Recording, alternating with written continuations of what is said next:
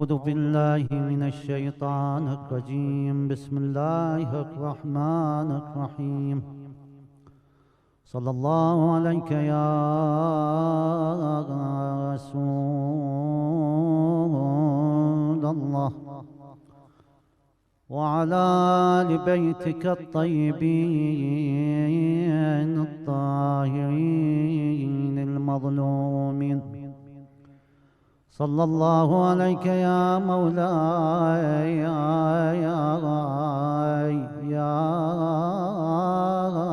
أبا عبد الله يا غريب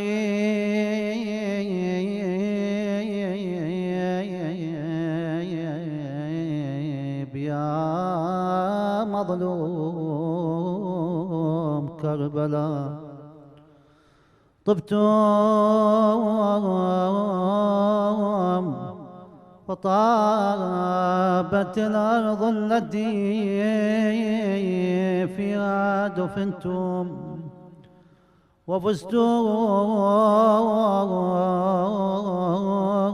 والله فوزا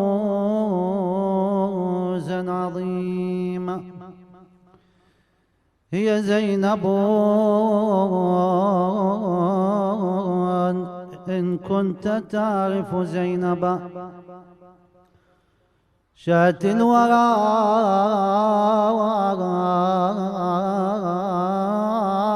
أما وبزتهم أبا.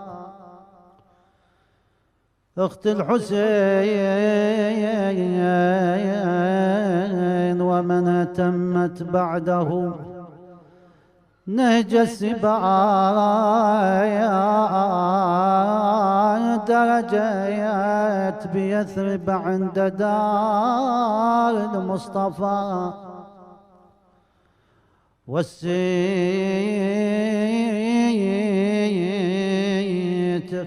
يغفرها فساين يثرب. يا الرايح الكربلاء يا الرايح الكربلاء هاك الدمع وصله. هاي دموعكم دموع المحبين للحسين عليه السلام. يا الرايح الكربلاء هاك الدمع وصله. والدين اللي نبع منا الشرف وصلي ناشف تشوف العين لكن هو يرى يجري. أنا ناشف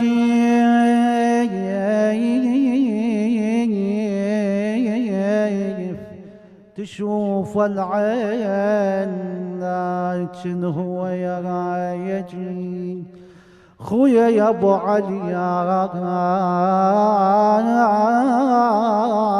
ابن امي يا ابن امي مصابك مصابك يسعر بقلبي وانا اراك. انا مصابك يسعر بقلبي وانا اراك وصفيت من الحزن علي. وانا اراك خويا صدق جسمك يرضونه. وانا اراك سنيب موذري معفر رمي يا سنيب موذر معفى يا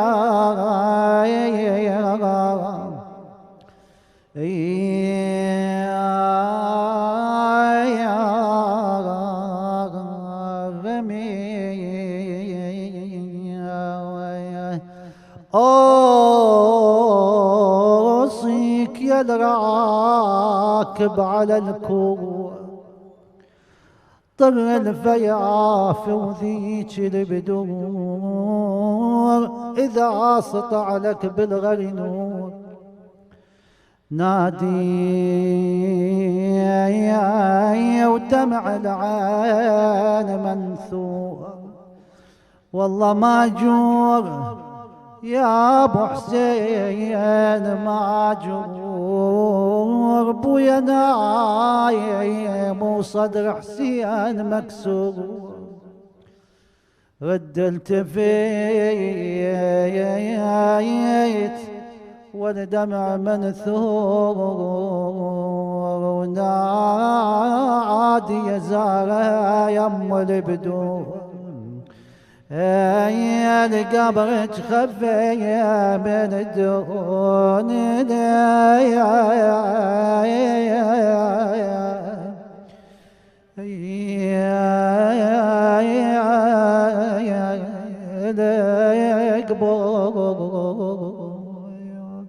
والله حضري يا بنيت صدري وكايا يا فور إنا لله وإنا إليه راجعون. حديثنا في هذه الليلة يدور حول المرأة في الإسلام، ونحاول أن نتناول المرأة من الجانب التاريخي ومن الجانب الفقهي ومن قضية الإمام الحسين عليه السلام. أحاول أن أركز على هذه الجوانب. طبعا نقطة في غاية الأهمية أنه أنت في بعض الأحيان لما تقرأ في تاريخنا الإسلامي عندما يمرون على المرأة، طبعا هناك حديث تنسب إلى النبي صلى الله عليه وآله وسلم، قطعا مو كلها بإمكانك أنه أن تؤمن بها، لازم علما ترجع إلى المجتهد، لأن احنا عندما نأتي إلى كتب الحديث وكتب الروايات أكو كتب مو كل واحد بإمكانه أن يقرأ له. ليش؟ لأنه راح يسبب له مشاكل، لأن احنا عندنا فرق بين الأخباري وفرق بين المجتهد. الأخباري وظيفته أو المؤرخ أن ينقل لك ما حدثه فلان عن فلان، وهسه ما حد يعرف هذا إنه تأثر بعامل اقتصادي.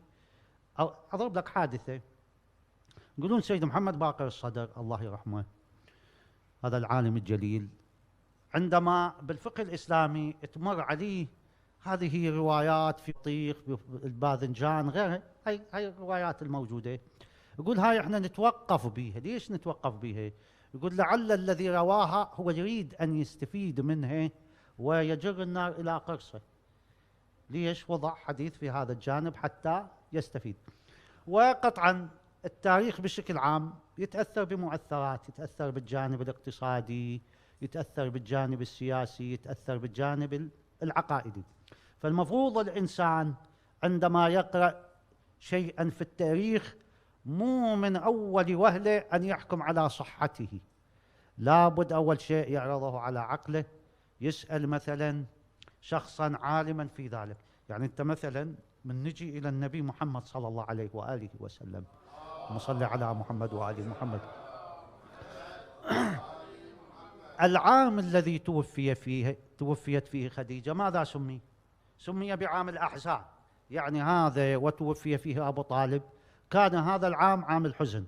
لكن أنت شوف بعض المؤرخين يقول السيدة خديجة على فراش الموت، والنبي يجي شي يقول لها؟ يقول لها يا خديجة ترى أنا زوجتي في الجنة فلانة وفلانة وفلانة، يعدد لها آسيا وغيرها وغيرها. يا أخي من توقف أمامها تحيرك.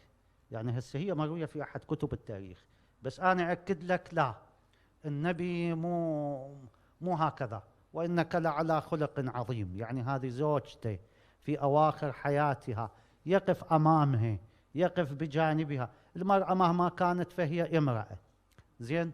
حتى النبي محمد صلى الله عليه وآله وسلم لم يسلم من كلمات المؤرخين، زين. احنا لما نأتي إلى الإسلام الإسلام نجده قدس المرأة.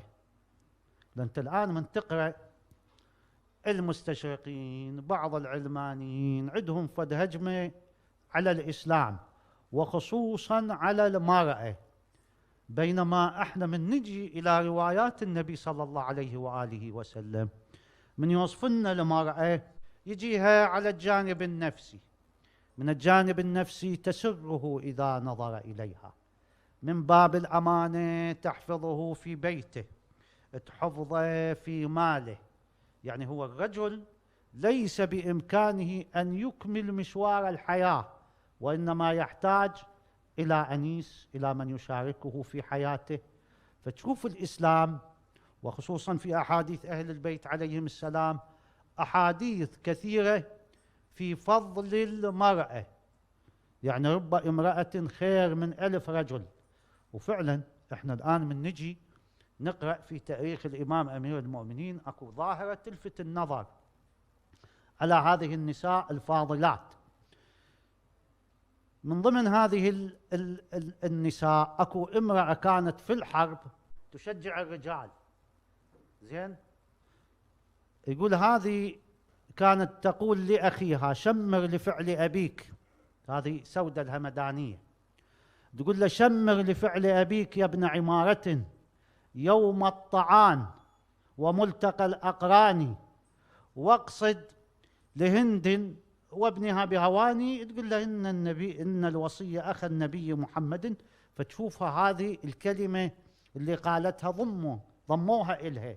بعدين من صارت الخلافة غصبا بأيديهم حاسبوها على هذا الكلام عندما قطعوا أرزاقهم. زين، قطعوا منهم الكثير من الأشياء. فتشوف هذا نموذج من النساء المؤمنات المواليات لأهل البيت عليهم السلام. يعني كنا مثلا في صفين الهن مواقفهن. فهذا الشيء أيضا من فيض إذا احنا نمر على الجانب التاريخي، لأنه ما ممكن أن ينتهي. خلينا شوية نمر على المرأة بالجانب الفقهي. بالجانب الفقهي أكو أمور في غاية الأهمية. يعني احنا مثلا من نجي إلى الجانب المالي. الجانب المالي نأتي إلى مسألة الإرث. مرات بعض النساء تقول ليش يعني الرجل حصته أكثر من حصة المرأة. طبعا هي إلما راجعة، شوف القرآن جدا عادل، راجعة إلى التكاليف. التكاليف المالية اللي ملقاة على الرجل هي أكثر من المرأة. ليش؟ لأنه المرأة معززة مكرمة في بيت أهلها. هسه ناخذ بلداننا احنا، معززة مكرمة في بيت أهلها، لا تعمل لا تشتغل. زين، وابتدي هذا الرجل يخرج إلى ميدان العمل. وشلون جو حار مولانا أو جو بارد يجي ويشتغل ويكد الأسرة. زين، ويقدمون لها الطعام والملبس، يعني تعيش عيشة مدللة.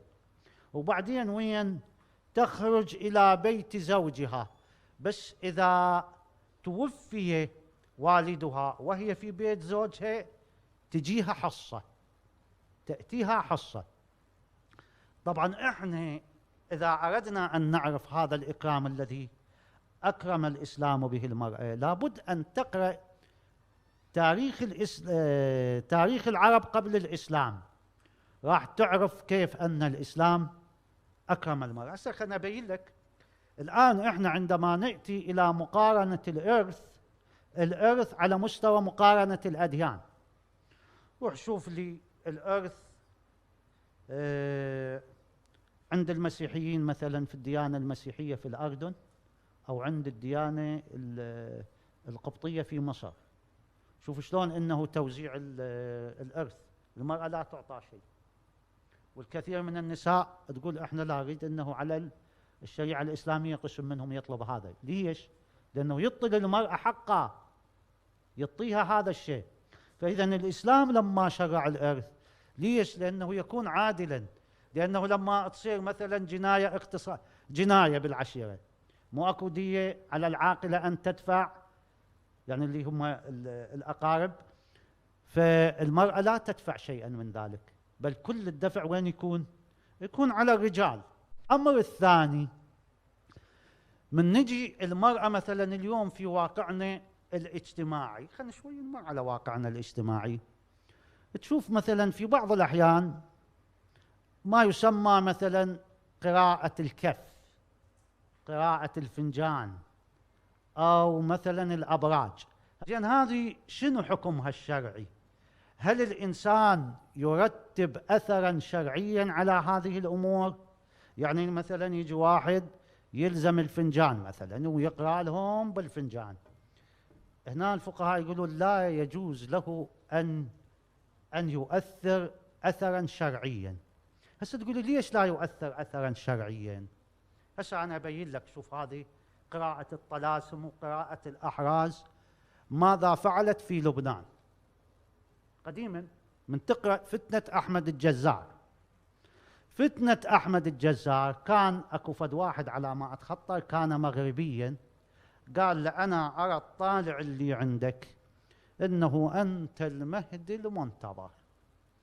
زين هذا مولانا وتشبعها نفسيا، عاد بدأ يفعل ما يفعل. وفعلا مولانا هذا تدري بوقته ايش قد من أسر كانت في لبنان هاجرت إلى بلدان أخرى، المكتبات، مكتبات العلماء أحرقت كلها بسبب واحد مطلسم انطاه وحاكاه بهذا الشيء، أدى ما أدى. فهنا الفقهاء شو يقولون؟ يقولون إنه لا يترتب الأثر على ذلك، لا يجوز له أن يرتب أي أثر، ما ترتيب أثر على ذلك. مو هذا ليش؟ راح يسبب لنا الكثير من المشاكل، يسبب لنا الكثير من المشاكل بالمجتمع، احنا في غنى عنها.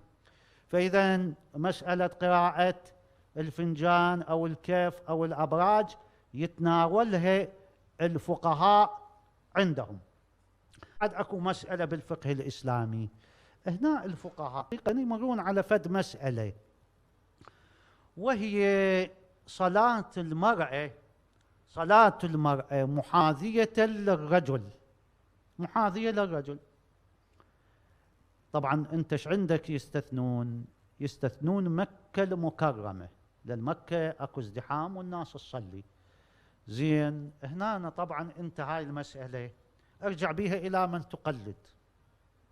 من تقلد، لأن احد المجتهدين يقول لازم يكون بينه وبين المرأة إذا يريد يصلي إنه مقدار هذه مسافة السجود.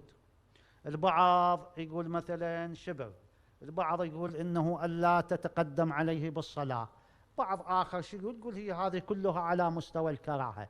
فأنت ارجع إلى المجتهد الذي ماذا يقول في هذه المسألة وارجع إليه. بعد ايش عندنا من المسائل الأخرى؟ عندنا مسألة السلام على المرأة. السلام على المرأة، يجوز واحد مثلا أن يسلم على المرأة سلام عليكم شلونكم أختي، لو لا نقول لو أن شخصا سلم على المرأة هل ارتكب محرما في ذلك أو لا؟ من الفقهاء من يقول إنه كراهة، والبعض يقول لا المسألة طبيعية لأنه سيرة المسلمين على ذلك. وطبعا السلام، سمرينا على السلام. شوف احنا من نمر على صفات المؤمن يصافح. احنا ايش عندنا هذا روايات به، يقول اذا تصافح المؤمنان تحاتت ذنوبهما، الذنوب اللي عندهم تبدي تنزل بعد. والسلام يعني فيه ثواب كثير. ليش؟ لأنه السلام يزرع التراحم بين الناس، يزرع المحبة. يقول لك واحد إنه والله أنا هذا يسأل علي، وإحنا مرات شو يصير عندنا مولانا من نمر بواقعنا الاجتماعي، هذا الإنسان يبدأ ما يحب أخيه الإنسان، ما يحبه. هذا مو الشاعر شو يقول عوى الذئب فاستأنست بالذئب إذ عوى وصوت إنسان فكنت أطيره. يعني هذا من تجي شو مسوي للبشر بحيث انه وصل الى هذه المرحلة. ولهذا تشوف بعض الناس انه يعتزل الاخرين، ما يريد انه يشوفهم، يقول لك انا شو محصل انه من الباب. مثلا يقول له اقاربك، يقول لك عوفنا من الاقارب، الاقارب كالعقارب. زين ما يريد انه لا. والمفروض الانسان انه يتبع اخلاق الدين. شوفوا يقول النبي، يقول تهادوا تحابوا، تهادوا تحابوا. هاي الهديه اللي يقدمها الانسان الى اخيه، يعني لما يدخل الى مستشفى، لما يصير عنده طفل، هذا لا بأس في ذلك. زين، عندنا احنا هنا في كندا اكو ما يسمى بسفرة ام البنين. سفرة ام البنين، هسه انت من تجي تقول هاي سفرة ام البنين، سفرة ام البنين إلها أصل شرعي لو ما إلها أصل شرعي؟ يعني واردة عن النبي، واردة عن الإمام؟ لا، ما واردة. ولكن هذه الناس ابتكرتها. يعني شو يسوون بها؟ النساء تجلس فيما بينها، تريد تطلب قضاء حاجة من الله سبحانه عز وجل، يجيبون شيء من الثواب. طبعا الثواب فيه سخاء، الله سبحانه عز وجل يحب الإنسان السخي. إضافة راح يصير بها ذكر الله سبحانه عز وجل، ألا بذكر الله تطمئن القلوب. وبعد بها زيارة أهل البيت سلام الله عليهم، يعني بها ذكر الله، وبها السخاء، وبها مودة أهل البيت سلام الله عليهم. وهذه جيدة.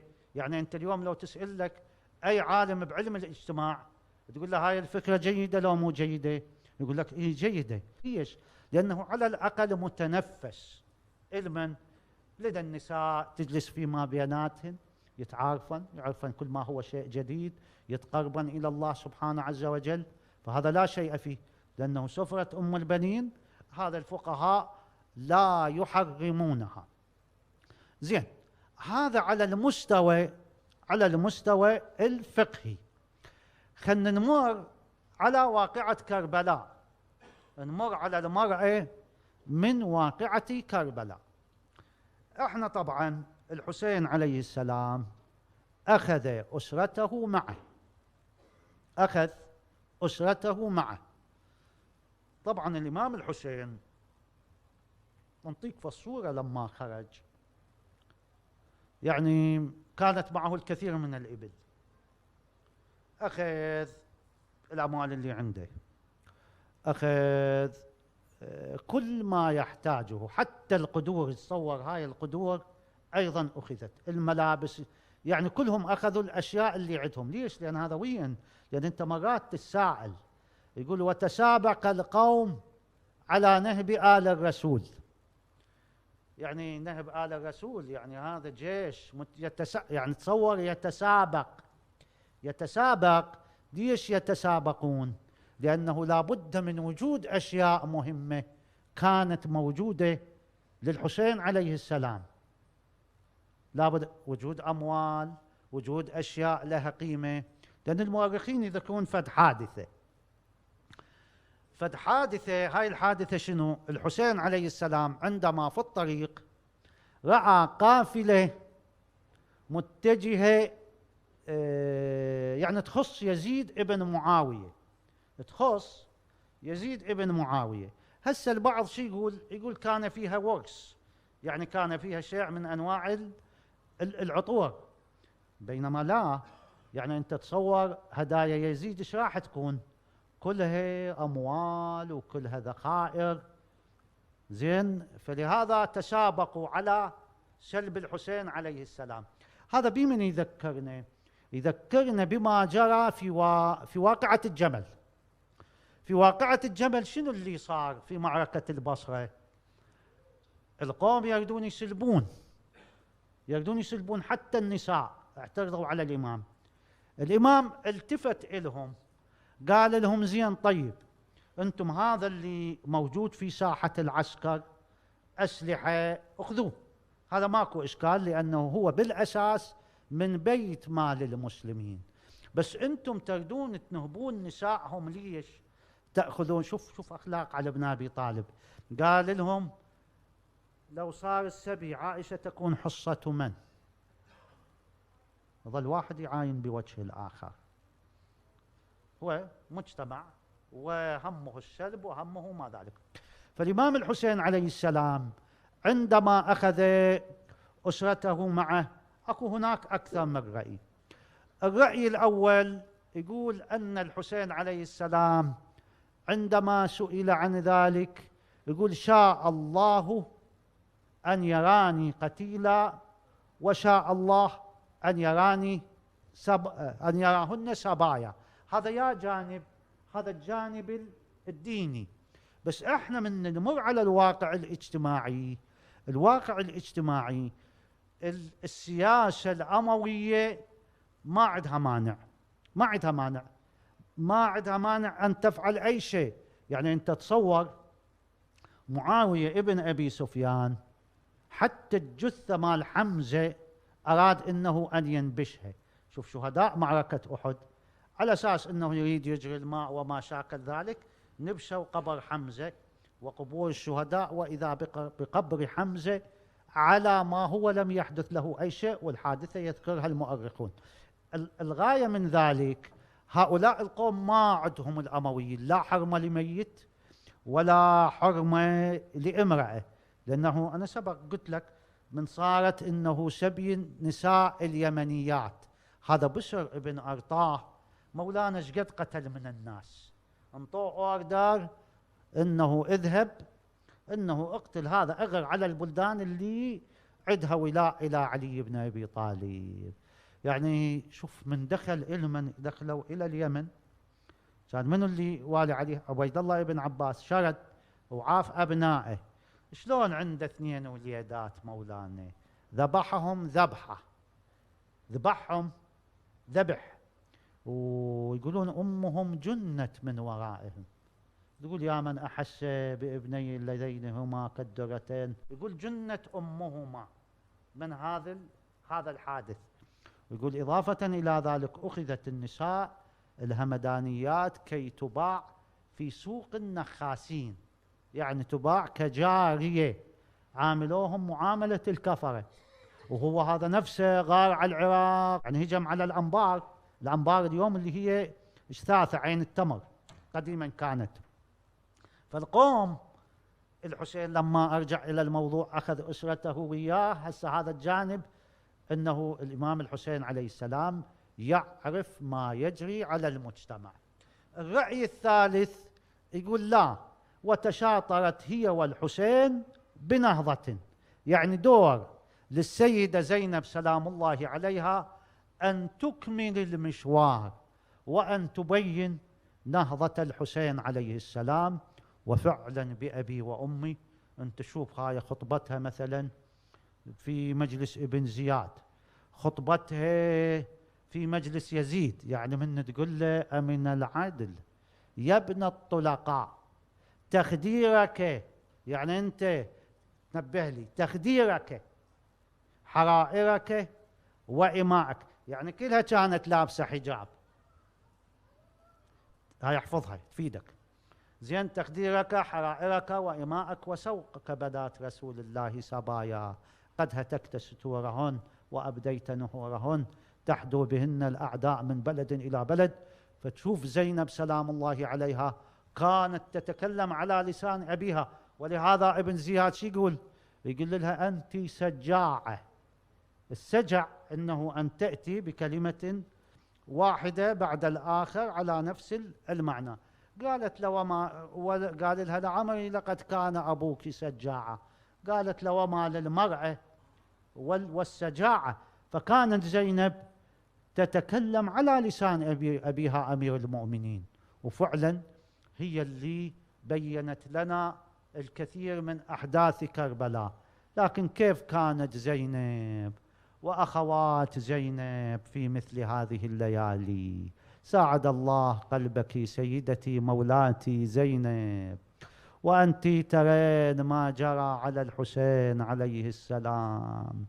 تنظر إلى الحسين في بداياته بعد أن قتل، كيف رأت الحسين، هذا الحسين الذي كان نورا يستضاء به، الحسين حبيب النبي. زين بالأمس كان معهم، واليوم الحسين إنه على التراب، وهذه أول ليلة تمر عليهم. بأي حالة كانوا؟ قبلها كانوا مع الحسين، واليوم الحسين غير موجود، وكأني بها تقول اقعد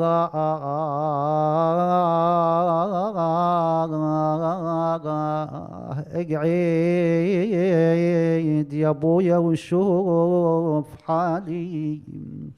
المرأة الغريبة عندما تفقد أحبتها أعزتها إلى من تشتكي؟ تشتكي إلى أبيها. اقعد يا ابويا وشوف حالي، أنا حال الغيبة بغير والي، أنا تو نعرف تعز ودلالي، أنا تو نعرف تعزي ودلالي. زينب عليه السلام كانت ذهبت إلى أخيها الحسين عليه السلام تقول له خويا أنا ما تاني يركض عجل غبار، أنا طبيت خيل وزلم والنار ما تاني يركض عجل غبار. خويا يا ابو علي جيتك ورد اشوف الصار ما صار، لقيتك على الترب ودر الترب حار، انا طبيت للحومة ولقيتك قعدت يمه وعاتبيتك، أنا قعدت يمه وعاتبيتك يا خويا المثلك شلون يعوف بيتك، يا خويا المثلك شلون يعوف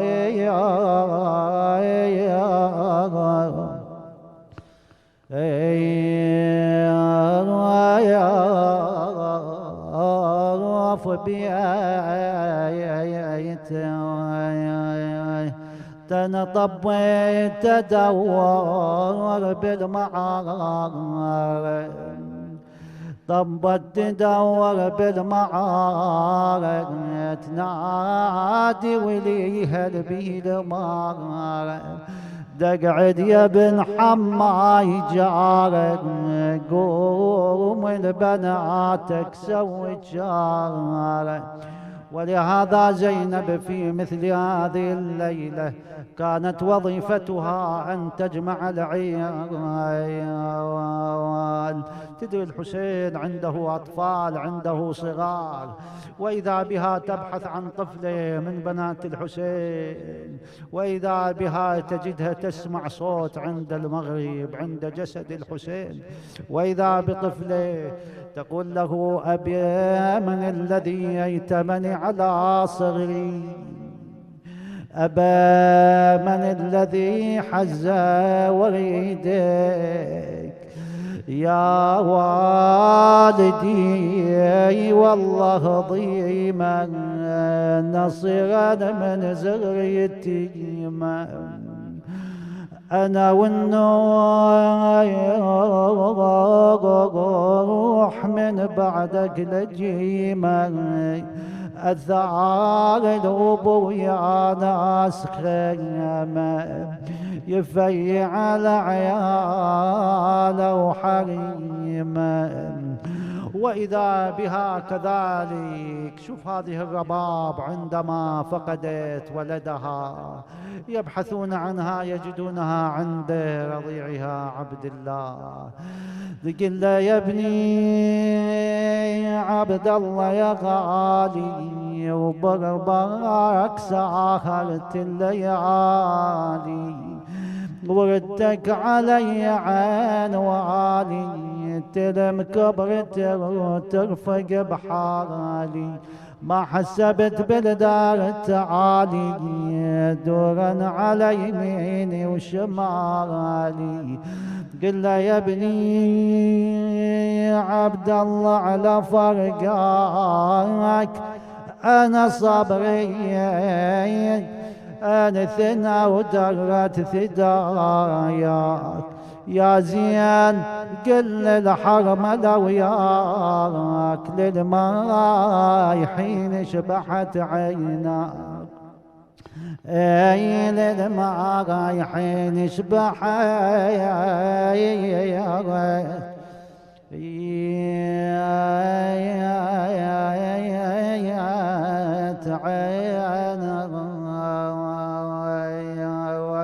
آخر يخاطب ماء الفرات.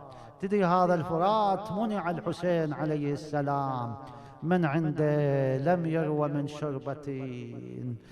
قل له يا وقفت على شاط الفرات ولم أزال أقول له والقول يحزنه مثلي. على مكة تجري لا جريت لواردي ولا ابتليت بنهل ولا عدلي من الحق أن تذوي غصونك ذبلا. أسأل يا غارن لشفاههم الذبلي يشط الفرات تشجعان عذرك يشط الفرات تشجعان عذرك يموت الصبط ضامي بكترك. يا ويلنا شلون اشرب لذيذ الماي حاشا وهل قضوا كلهم عطاشا وابوي حسين الرمل صاير فراشا. نذر علي لئن عادوا وإن رجعوا لا زرع لنا طريقا طف ريحانا أيقتل ضامانا حسين بكربلاء وفي كل عضو من أنامله بحر ووالده ساقي على الحوض في غد وفاطمة ماء الفرات لها مهر. يا الله إلهي نتوسل إليك وندعوك باسمك العظيم الأعظم الأعز الأجل الأكرم. يا الله اللهم شافي كل مريض، فك كل أسير، اللهم اصلح كل فاسد من أمور المسلمين، اللهم احفظ الجالسين والقائمين على هذا المركز الشريف. إلهي ارحم أمواتهم ووفقهم في أعمالهم. إلهي طالب كل حاجة اللهم قضي حاجته إلى أمواتكم وأمواتنا وإلى أرواح العلماء الصالحين وإلى أرواح الشهداء. رحم الله من قرأ الفاتحة مسبوقة بالصلاة على محمد وآل محمد.